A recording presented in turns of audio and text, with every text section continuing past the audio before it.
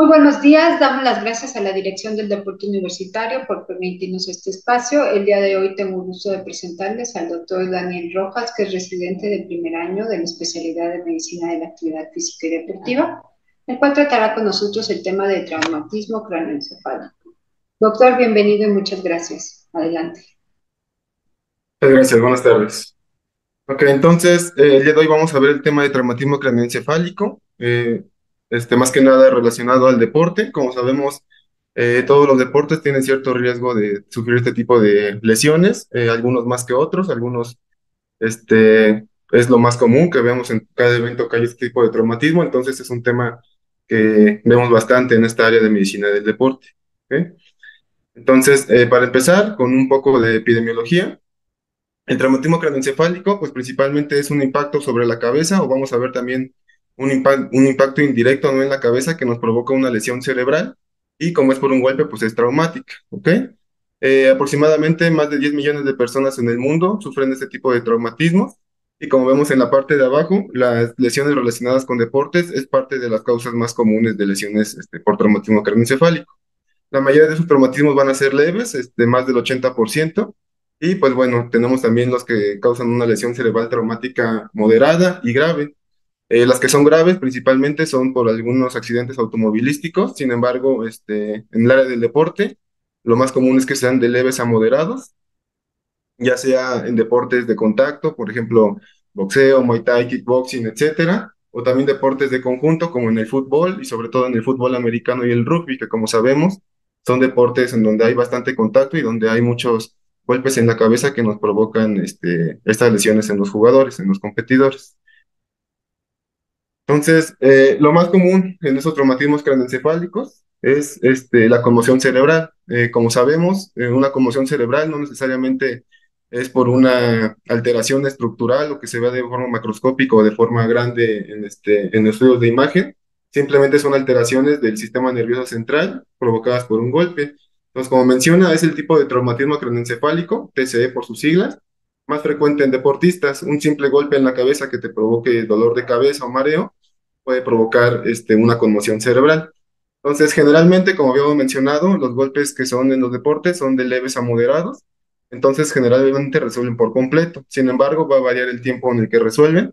Por ejemplo, si uno sufre un traumatismo en la cabeza y tiene una conmoción, tiene síntomas de conmoción, que ahorita los vamos a ver, le pueden durar de 2 hasta 4 semanas. Esto va a depender de la edad. Los adultos principalmente resuelven en las primeras 2 semanas, que también vamos a ver, es lo que se sugiere que sea de reposo. Y los niños y adolescentes duran hasta 4 semanas a que revierten los síntomas. Entonces, es importante dar este reposo a los pacientes dependiendo de su edad, así sea una conmoción cerebral de leve hasta grave, ¿ok? Entonces, como habíamos mencionado, las lesiones o las conmociones cerebrales se pueden dar por impacto directo en la cabeza, por ejemplo, en el caso del fútbol, es cuando se encuentran dos jugadores para disputar un balón en el aire con la cabeza, o en tacleadas de rugby o americano también puede provocar conmoción. Pero no necesariamente es por un golpe en la cabeza, también pueden ser de manera secundaria, por ejemplo, como vemos en la imagen del medio, son lesiones de contragolpe. Esto es en lesiones que son aceleración y desaceleración que provocan un movimiento dentro del cráneo por parte del cerebro, y esto provoca que rebote en la bóveda craneal y provoque lesiones en el cerebro, y también pueden provocar la conmoción cerebral. Entonces son estos dos tipos de golpes o de lesiones que pueden provocar la conmoción cerebral. Entonces, la conmoción cerebral está caracterizada por un deterioro cognitivo, es decir, una disminución en la función neurológica, y es de corta duración. Estos síntomas pueden resolver espontáneamente, es decir, el deportista nos dice que tuvo un golpe en la cabeza, de repente se sintió pues un poco mareado, desorientado, pero después volvió a la normalidad, volvió a estar sin confusión. Sin embargo, posteriormente, en minutos u horas, pueden aparecer los síntomas de conmoción cerebral, empezando, por ejemplo, con mareos, dolor de cabeza o visión borrosa. Ahorita vamos a ver algunos de estos síntomas. ¿Esto por qué es importante? Porque como vamos a ver también, hay una complicación que se llama síndrome de segundo impacto. Entonces, cuando uno tiene una conmoción cerebral, el sistema nervioso central queda como tocado o queda un poco lesionado, y en dado caso de que vuelva a tener otro golpe similar, de mayor fuerza o incluso de menor fuerza, puede provocar esta complicación, el síndrome de segundo impacto, y esta es una lesión o una complicación más grave. Entonces, lo importante aquí es saber que cuando uno tiene una conmoción, no necesariamente quiere decir que se va a recuperar en los minutos o segundos posteriores, sino que el cerebro sigue lesionado y requiere de reposo o también de la valoración médica para valorar si el jugador o deportista puede regresar a la competición o si es necesario que suspenda la actividad porque ya tiene la conmoción cerebral. Entonces, el hecho de que uno tenga el golpe y se le quite no quiere decir que ya está bien. Los síntomas pueden aparecer en minutos u horas. ¿Ok?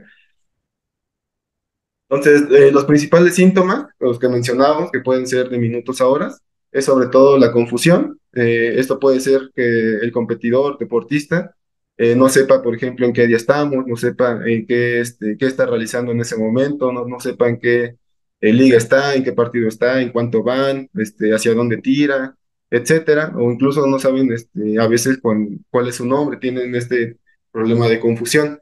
Incluso, también, por ejemplo, los jugadores pueden decir que están bien, se les hacen unas preguntas para ver que está orientado. Sin embargo, el entrenador, nosotros los médicos, podemos observar que si regresa al juego, pues no juega de manera adecuada, baja su rendimiento o no toma las decisiones adecuadas al momento de hacer alguna jugada. Y esto es una incapacidad para concentrarse. Entonces, por eso debemos de estar al pendiente también. ¿Ok? Hay unas herramientas que ahorita vamos a ver, principalmente es el SCAT-6, el CRT-6, que vienen algunas preguntas y algunas evaluaciones que debemos de hacer al competidor para ver si tiene algún síntoma o signo de conmoción cerebral y que pueda o no retornar al juego. Entonces aquí vienen algunas preguntas que están relacionadas con la memoria, ya sea a largo plazo o a corto plazo, y aquí podemos evaluar si hay un déficit de memoria, ¿ok? Entonces, también la cefalea puede ser como tal por el golpe en el momento o también, como habíamos mencionado, se puede manifestar después y esto puede ser incluso el único síntoma que tenga. El paciente puede estar bien concentrado, no puede tener confusión, puede estar bien orientado, sin problemas de memoria. Sin embargo, nos dice que pues le empieza a doler la cabeza después de un golpe y ahí es cuando ya sabemos o diagnosticamos que es un síntoma de conmoción cerebral y que requiere en ese momento suspender la actividad por el riesgo de que pueda tener algún otro traumatismo y pueda desarrollar más complicaciones como el síndrome de segundo impacto. Y lo mismo pasa con el mareo y la visión borrosa. A veces son los únicos síntomas que aparecen, pero debemos de estar al pendiente de que si el paciente nos refiere o el deportista nos refiere tener esto, debemos de evaluar la necesidad de retirarlo del juego para evitar más complicaciones. ¿Ok? Otra síntoma temprano que también es importante es la irritabilidad. A veces, por ejemplo, me ha tocado en eventos deportivos que hemos cubierto, el jugador está normal, está realizando su actividad deportiva, sí está como pues con adrenalina a tope por lo que es la competición. Sin embargo, tiene el traumatismo craneoencefálico y después empieza a irritarse con sus compañeros, empieza a enojar con él mismo, empieza a tener como más irritabilidad o te hace más sensible a cuestiones que pueden provocar este enojo. Entonces, ese también podría ser un signo de conmoción cerebral, sin necesariamente tener alguno de los otros que ya hemos mencionado. Entonces, también tenemos que estar al pendiente con la irritabilidad en nuestros pacientes. Entonces, estas son unas herramientas, como tal, son herramientas de ayuda diagnóstica. Como tal, para ver todas estas herramientas se requeriría una clase, son herramientas muy largas que nosotros hacemos en campo y también en consultorio para determinar si el paciente está conmocionado o no. Como tal, esas herramientas, sobre todo el SCAT-6, ya sea en niños o en adultos, son evaluaciones muy largas y como tal no se pueden hacer dentro del campo. Para hacerlas, requeriríamos de sacar a los pacientes del campo y poder hacer la evaluación ahí oportuna, ¿ok?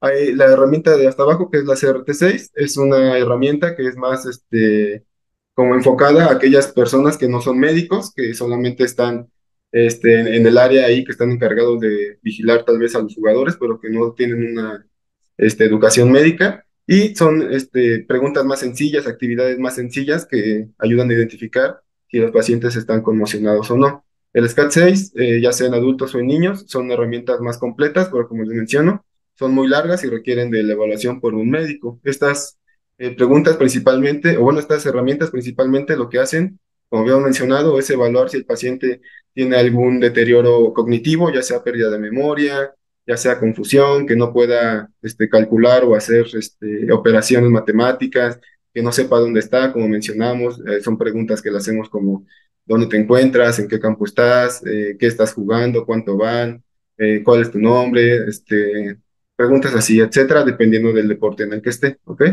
Entonces, estas preguntas las podemos hacer, pero también es necesario evaluar al paciente, porque el paciente también a veces, por querer seguir jugando, pues trata de disimular o de esconder este tipo de síntomas. Por ejemplo, si le duele la cabeza o está mareado, a veces te dice que pues no tiene nada, porque sabe que si te dice que tiene algo, lo va a sacar y no va a poder seguir compitiendo.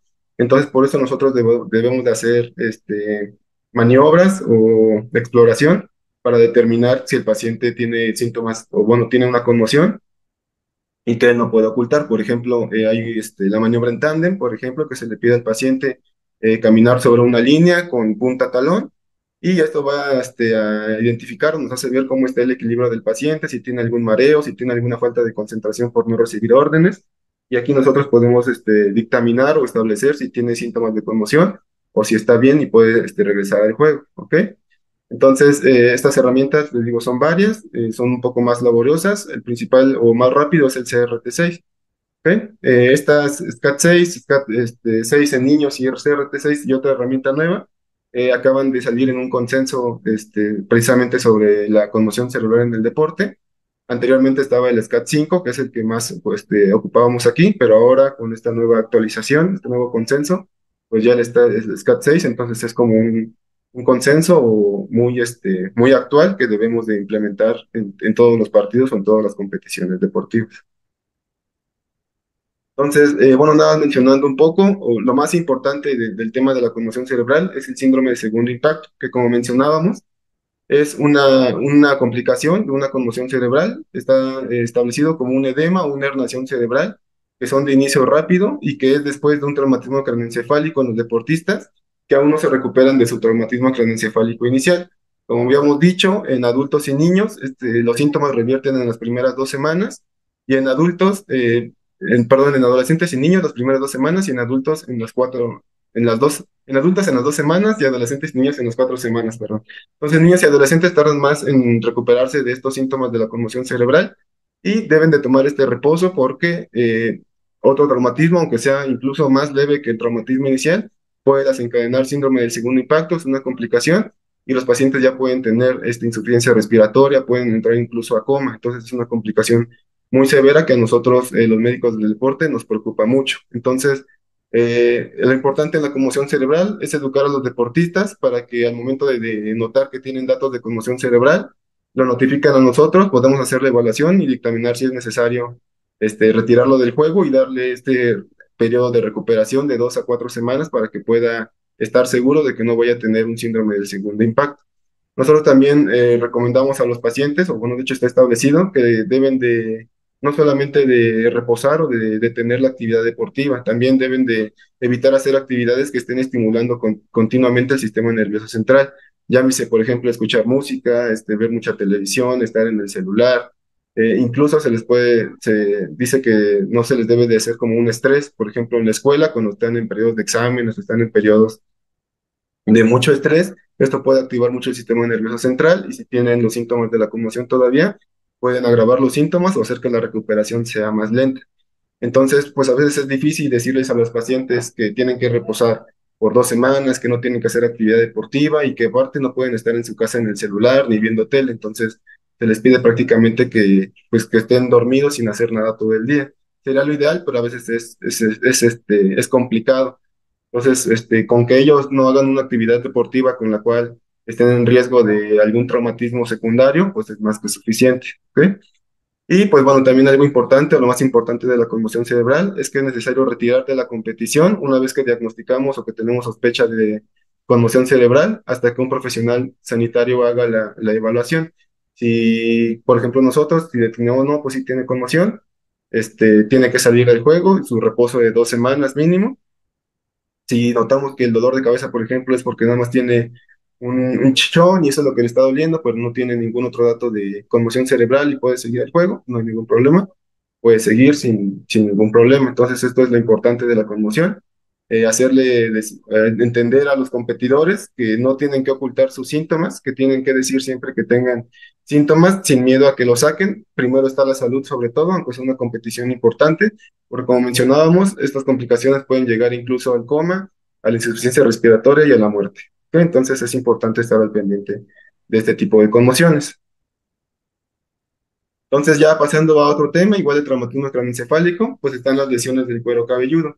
Estas las vemos mucho cuando dicen los pacientes que se descalabran, ¿no? Entonces se les abre la piel, como la piel está muy vascularizada, pues empieza a sangrar mucho y es cuando requiere que nosotros intervengamos y cerremos la piel para evitar más sangrado. Entonces, el cuero cabelludo, como vemos en la imagen, tiene varias capas.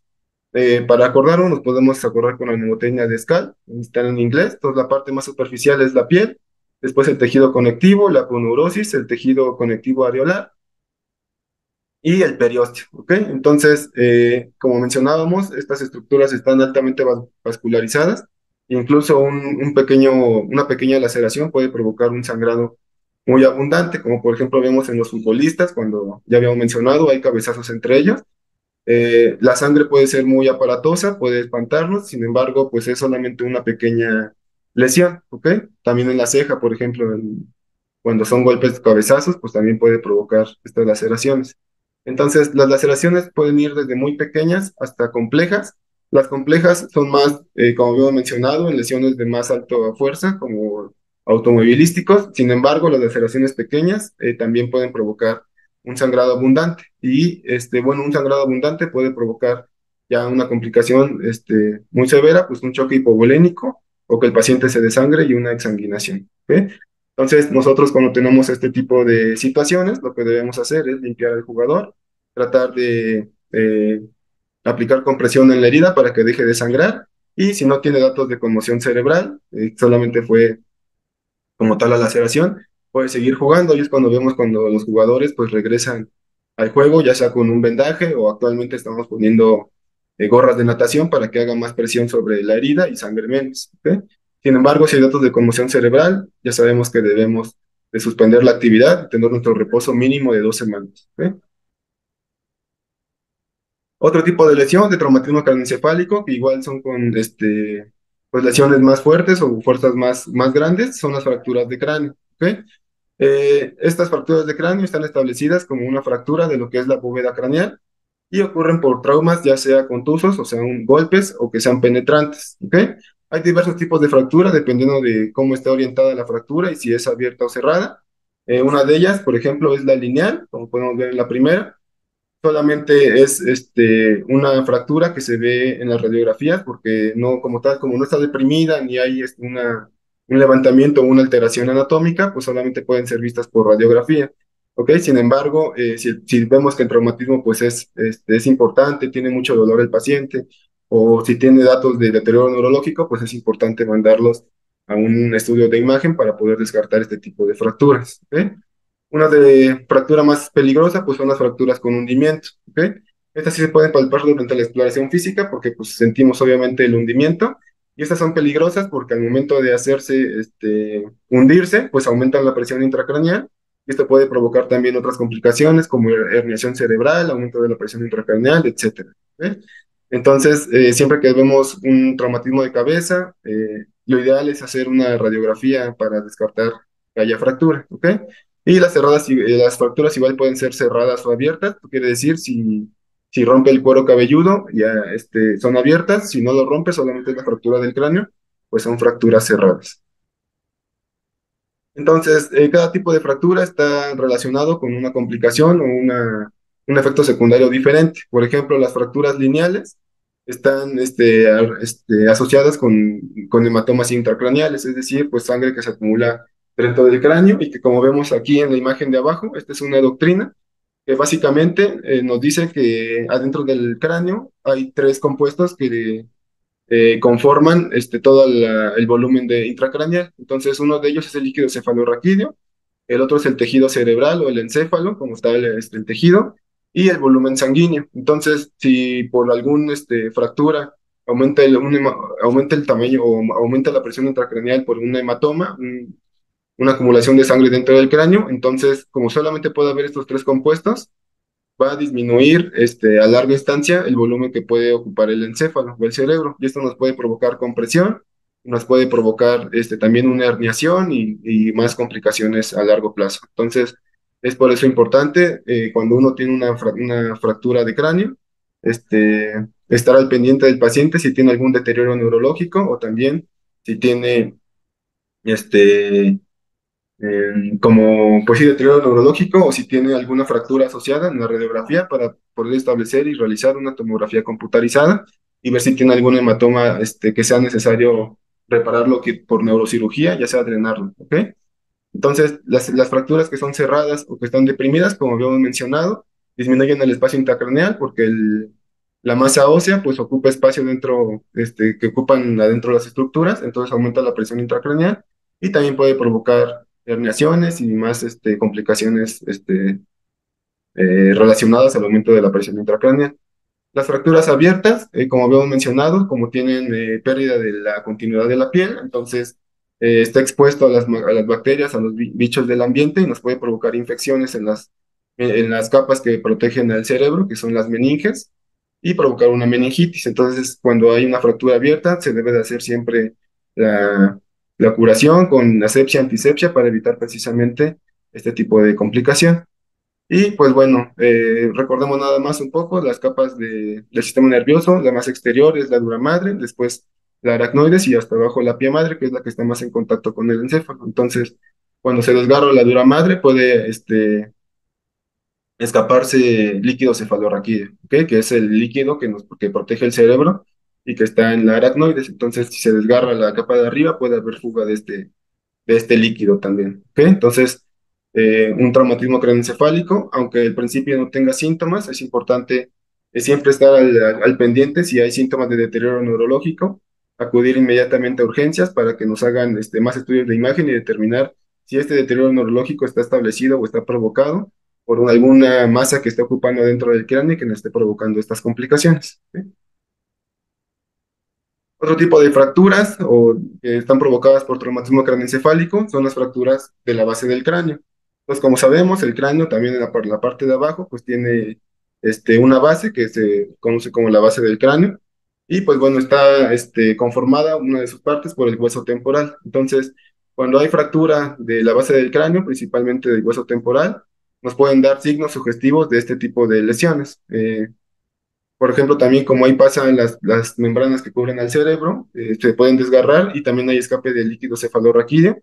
Y esto principalmente lo podemos ver por los oídos y por la nariz, lo que se conoce como otorraquia o rinorraquia. Esto menciona que solamente alrededor de 12 a 30% de los pacientes con fractura de la base del cráneo pueden estar presentes. Y esto lo podemos confundir, por ejemplo, la rinorraquia, que es salida del líquido cefalorraquídeo por la nariz pues lo podemos confundir como si fuera agua solamente, pero sin embargo, si tienen el antecedente de que tuvieran un traumatismo fuerte y aparte tienen los otros signos, perdón, como los que vemos en la imagen, que son equimosis retro, auricular o signo de batalla, y equimosis periorbitaria o signo de mapache, que es lo que vemos en la imagen de abajo, pues probablemente sea líquido cefalorraquídeo y no solamente agua la que está saliendo por la nariz. Estas lesiones, pues principalmente son por ya lesiones muy fuertes o golpes de muy alta energía y pues están asociadas con pérdida de la conciencia. Entonces, esto sí necesariamente requiere manejo hospitalario y, de ser necesario, manejo quirúrgico. Como tal, en el deporte pueden ser muy raras, sin embargo, tenemos que conocerlas e identificar que después de un golpe en la cabeza de alta energía y tenemos la equimosis periorbitaria o la equimosis retroauricular, puede ser por una fractura de base de cráneo. ¿Ok? Pues para tenerlo presente. Y pues bueno, como habíamos mencionado, después de un traumatismo puede generarse hematomas dentro del cráneo. Uno de ellos pues es el hematoma epidural, como su nombre lo indica, epi, que es por fuera de la dura, que es la dura madre. Entonces, como habíamos mencionado, la dura madre es la capa más externa del cerebro, entonces este hematoma se acumula dentro de entre la dura madre y la tabla interna del cráneo. ¿Ok? Entonces, este tipo de hematomas están principalmente relacionadas cuando una fractura de la bóveda craneal daña la arteria meningia media, que es la arteria que pasa por ahí. Entonces, si se desgarra o se rompe, pues puede provocar este hematoma epidural. ¿Ok?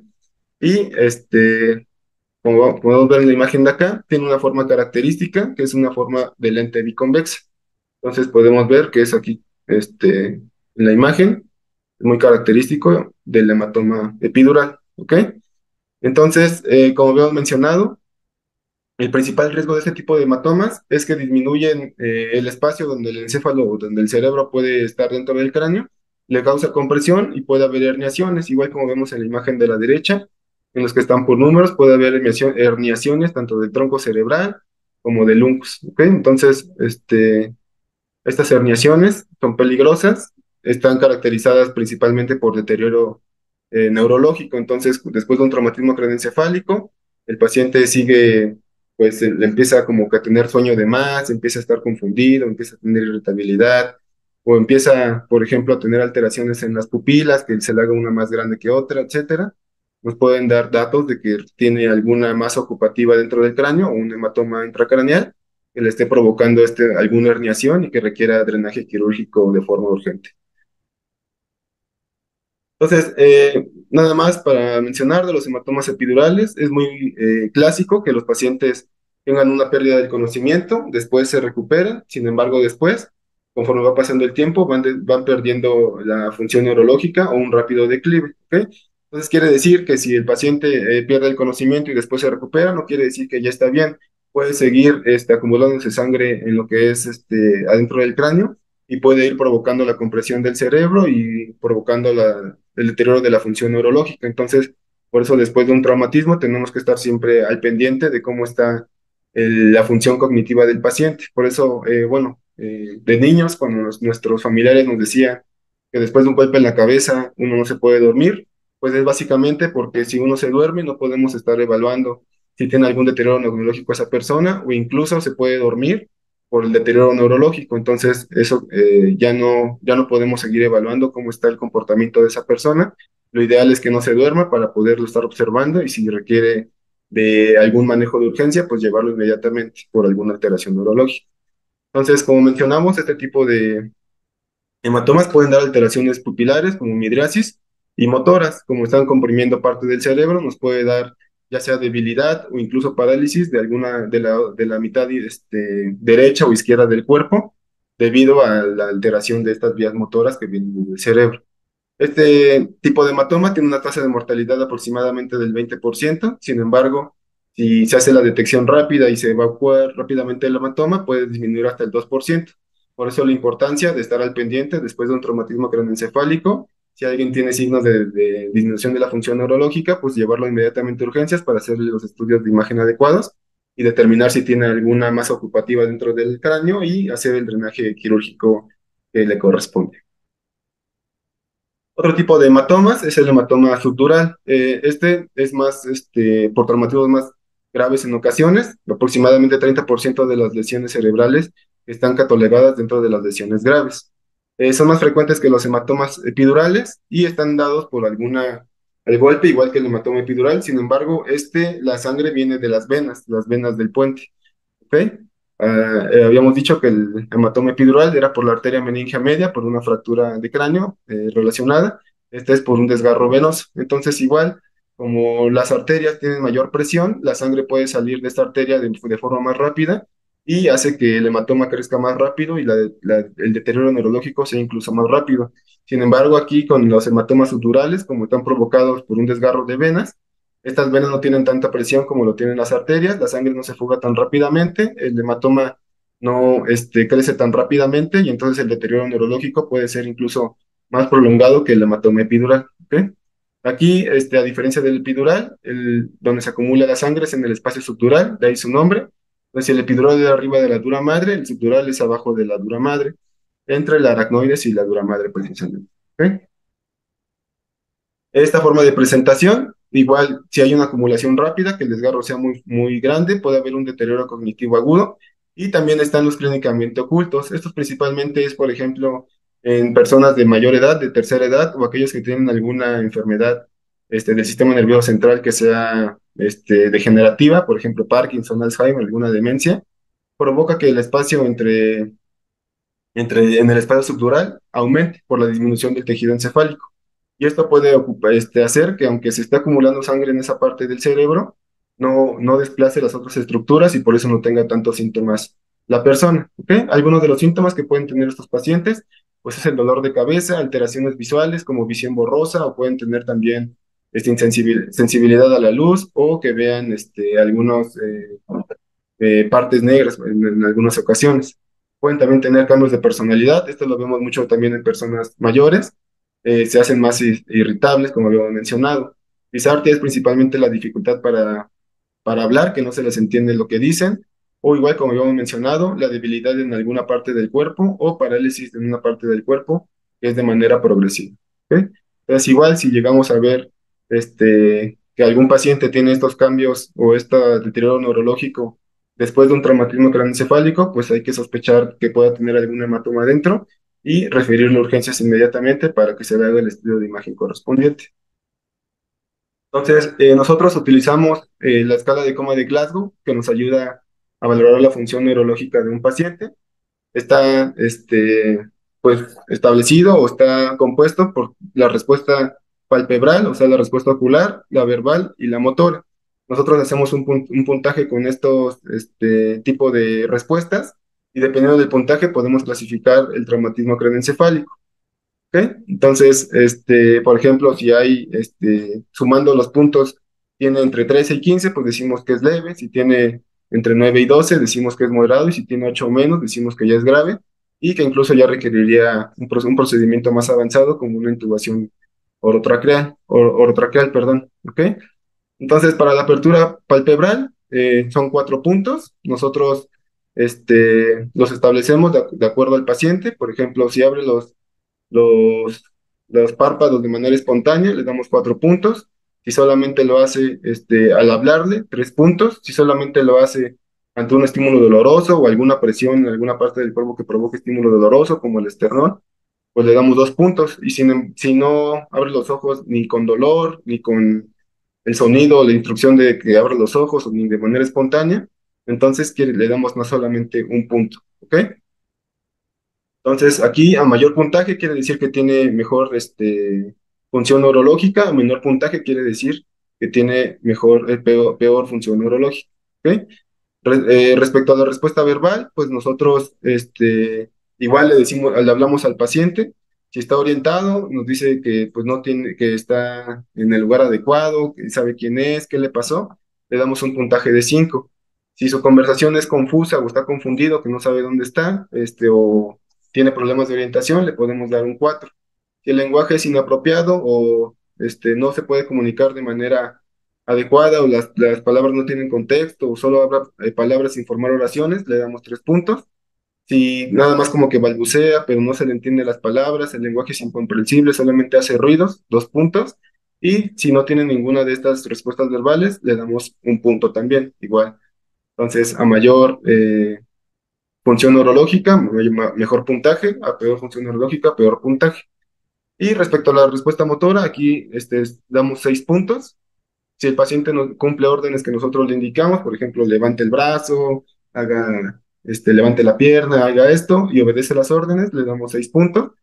Si solamente no obedece órdenes, pero nosotros le provocamos algún punto doloroso y él nos dice, no, pues me duele aquí, o nosotros le decimos que donde siente el estímulo retira la parte del cuerpo que le estamos provocando el dolor, también pues le podemos dar 5 y 4, ¿ok? Sin embargo, también hay posturas que nos hacen indicar que hay alguna alteración del sistema nervioso central, sobre todo del tallo, que es la decorticación y la descerebración. La decorticación es cuando los pacientes pues se ponen en posición de flexión, se ponen así, y obviamente ese le damos un puntaje bajo, que sería 3 puntos, sería una flexión anormal.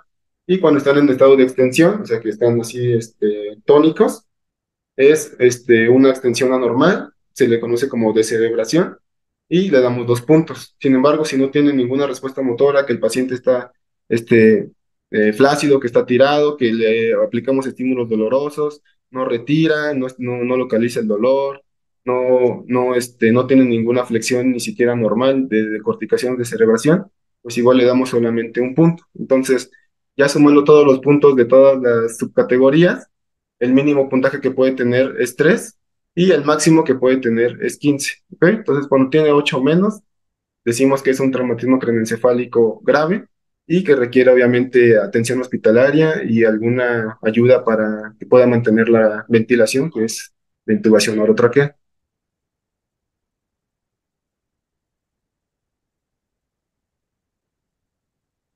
Y pues bueno, eso sería todo de mi parte.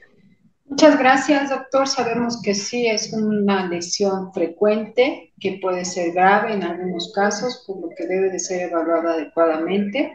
Y como bien menciona, el deportista debe de ser consciente de la gravedad de esto y no tratar de enmascarar algún síntoma diciendo que se siente bien, que no le duele la cabeza, que ve bien, etcétera. Y bueno, tener el personal sanitario y la pericia para realmente diagnosticarlo oportunamente. Muchísimas gracias y damos las gracias a la Dirección del Deporte Universitario por permitirnos este espacio y los esperamos la próxima semana. Muchas gracias, doctor. Luego.